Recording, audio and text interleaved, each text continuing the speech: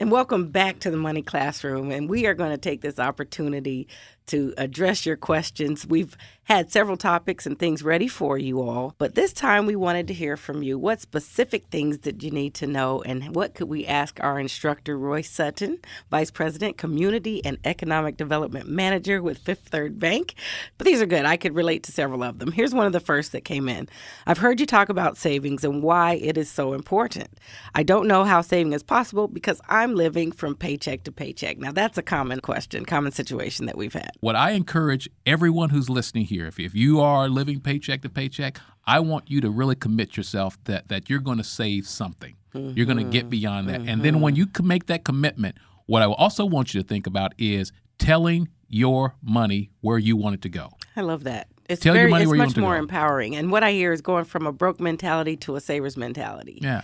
There's nothing like being where everyone is dictating your situation. They tell you got to pay this. They tell you got to do this. Mm-hmm. And you feel like you have no influence or no authority in that situation. As I've said here so many times before, is that you have to take authority over your financial situation, irrespective of other things that may be going on. So when I think from a long-term standpoint, because we're living oftentimes in a short-term scope. Well, that's what that paycheck to paycheck lifestyle is. If I want to put this in a long-term standpoint, what I want to do is tell my dollars where I want them to go to develop a spending plan. Yeah. So then I am truly taking authority. What is a spending plan? Mm-hmm. A spending plan is sitting down and knowing exactly what obligations you have for the month. That means we do a pretty good job. We know on the expense side. Yeah, we know what we got to do. But do we know how we're going to allocate our income? And how it's going to go. Sit down and write down everything that you owe, everything that you're going to pay.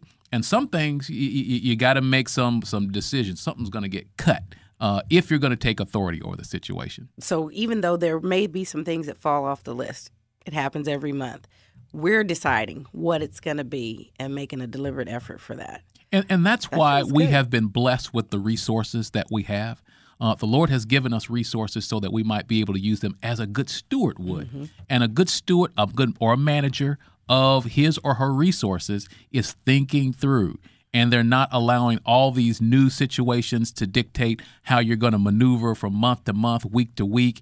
Something comes up and you feel like you don't really have the ability to meet all those obligations. Mm-hmm. We're going to now back up just a little bit, slow down, because it's really important that we are swift to hear and slow to speak. So if we take that approach in what we're doing, then we're going to find ourselves in a situation where, let's say 6 months down the road, you actually have created some savings for yourself. That'd be great. And it might be only $100 you've put away, but that's $100 you didn't have before. That's right. So let's start doing that. And that would feel really good to know and look back and see that you've made that accomplishment. Now, what happens when you get going at it a little bit and you start falling into old habits? Help us stay on course. Mm-hmm.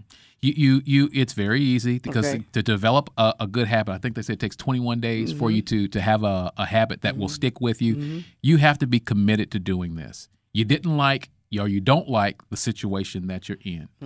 Let's create some new habits, some new ways of doing this. Let's talk about some ways that we can do that. Well, the spending plan sounds good because we can go back to that. Are there some other things we can go back employ? And reference your spending plan? Also have a good conversation with the people around you because that also influences your situation. Talk to your kids about your financial situation. You cannot afford to do everything for them. Encourage them to get involved in what is going on in a situation. And there may be some things that maybe they can do without. Mm-hmm. Things they're coming to ask you for, maybe they can delay. You can delay on certain things. The other issue is of other family members that you have. Let them know there's certain things that you're going to participate in, other things that you will not. Right. I'm really determined to make this work. Excellent. What about the whole idea about changing? Okay, so we know what situation we have, but now we need to change how we can also respond to it with maybe more income, less debt. What are some of the top 3 things we want to?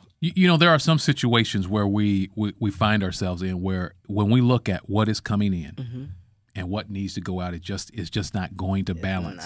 So we just may need to consider getting a second job if we're doing that, or finding a way to get a better job than what we do have. I like that. So don't quit the one you have until you get a better one. If you're already hurting, you don't want to do that. Right? You don't want to do that. And just because you don't like the boss or you don't like some things there, make that your motivation to move on to something else. So use your resource network, people at your church, people in the organizations that you're involved in, your neighbor. Let them know that you're interested in some other career opportunities out there, and there are other jobs out there. Just like you got the one that you got, there are other jobs out there for you. So think about doing that. The other thing too, we've talked about cutting expenses. We don't like that, but those are things that we have to do. But we may need to bring in some additional income. Right. What I want people to do is to prioritize. You want your shelter to be taken care of. That's it. You want food. You want your basic living expenses to be cared for. When you do that, take care of those, know what those expenses are. All the other stuff becomes secondary to you. And when you put those things on that secondary list, then you realize, okay, maybe there are some things I'm spending a little bit too much money on, maybe some things I'm not making wise choices, but maybe there's some things that I cannot cut. I've got those obligations. I've got to meet those. Build those into those things that you know that are fixed that you have to pay. I love that. Putting a priority on it probably will reshape how it's going from that moment on, I'm certain. Jade, I make a list every week. Really? Every week I make a list of the things that I have to do, and I put priorities on those things. So coming to see you is on the A list. You know, that's high on the priority, and talking about this is on the A list. Yes, and then I have things that are on my B list, and then I have things on the C list. Now, if those things on the C list, they may not get done. So what things do you have on your financial A list? What things do you have that you know you need to deal with, things that you know you need to pay, things that are very important? Take care of those. Right. And then those things that are C listers, don't worry about that as much. And we can get those mixed up. Woo, I love that. Here's another great question. My wife ruined my credit. I have child support payments and an upside-down loan on my 12-year-old car. I feel like my paycheck is gone before I get it. How would you help him with that? Okay, the first thing that I want to encourage everyone does go through financial stress. Sure. Everyone deal with that prayerfully so that you can be strong in the decision-making that you make. When you got things pulling you a lot of different ways, make sure that you're approaching that as you are being led appropriately. So I would encourage in this situation here, first of all, recognize that there are certain obligations that you do not even want to consider cutting out. When you think about child support, do that. I am all about responsibility, all about taking authority over situations. Your children need you. Take care of that responsibility. Now, in the credit situation, that's also another situation where you have to take authority there. People may be in a situation where their credit is not where they want it to be, but there are a lot of steps that you can do. Go in and, first of all, get a copy of your credit report every single year so you know what you've got. Right. So if someone else has helped to contribute to your financial situation from a credit standpoint, you've learned a valuable lesson there. Right. Just don't let that happen again. Yeah. And take those steps to clean it up. There are a lot of good organizations, even in this community, called ClearPoint. They will walk through this with you at no cost whatsoever to you, and will help you to get these areas cleaned up so that you're stronger, because your credit is important. Right. That is your financial, that's your strongest asset that you actually do have is your credit. The other part of that question, the person's really trying to struggle with how to prioritize. Again, it reflects back up on just putting that spending plan together so that you can feel like you've got some control. Right. Most certainly want that. Excellent answer. All right. Here's another great one. I want to tithe at my church because I know what the word says about it, but I don't know where to start. Now, I've dealt with this one personally. If you didn't know to do the 10%, go for the 5, go for the 3. What would be your response? My first response is don't give begrudgingly. Don't feel like you're being compelled, forced to do something that you aren't feeling. Now, I absolutely believe in tithing, and tithing is in obedience to God's word, and tithing is 10% of your gross. Now, if you are not at that 10% area yet, then figure out how you can begin to work it. So maybe you start with, I'm going to do 2%. And then when I get 6 months down the road, I might be in a better position as a result of what Royce and Jade has shared with me. I put a spending plan in place. Now I'm able to do 3%. Okay. So you begin to slowly work yourself into a position where you are giving a true first fruit. But when we're thinking about our priority, first fruit means that's the first thing that I pay. Is it an obligation? No. It is within love that you're giving this back. So I have been blessed with the 100%, as a manager of my finances, I'm going to take that 10% off, and the other 90% is what I'm going to live on. Now, if I go to my my landlord and tell him, you know what, I'm going to need half the rent this month because I need to go buy a new TV. What kind of response you think he's going to give me? Well, you might want to take that TV and yourself on out of here. There you go. So let's put it in that perspective when we think about the tithe. Get there, but get there in a way where you feel like you're doing it in the way that it should be done. Sure. Well, the cool part about that, also what the word says, there's also a promise that goes with this. And I have not seen that promise missed, not once. And that every time I committed to that and showed that love and obedience, I've never been let down. He is not short nor slack in his promises. There we go. That's a good one. All right, so here's another great one. What do you suggest I do? My friend has a birthday coming soon, and he mentioned he's behind on his rent. I want to help, but I can't do that and pay my car insurance too. And he's been very nice to me.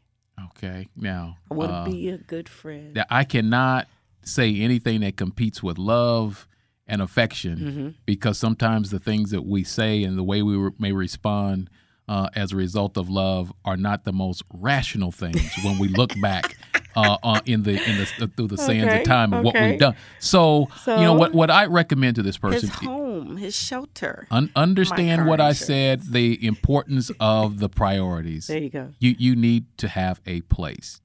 And if a person truly loves you and you want to show how you appreciate what they do, maybe you cook them a meal. Maybe you do something nice for them that doesn't put you in financial peril, doesn't put you in a situation where you are potentially going to lose something that's very valuable. Your reputation, your place where you live, your credit is put at risk. Don't. It's not worth that. There are other ways, and sometimes it's just a matter of saying no. Or it's a matter of saying, I can't do this right now, or I've got to wait. Those are tough things to do. One of the responses I like, here's what I can do. And I often like to find that because we look at ways we can come up with solutions as opposed to things that would stop us from making it. So maybe it's a rent party or some other ways, but here's what I can do. And then it starts to set in motion some possibilities. I love that answer. Okay. All right. Well, how about this one? How much money? This is key. How much money should I be putting away for retirement?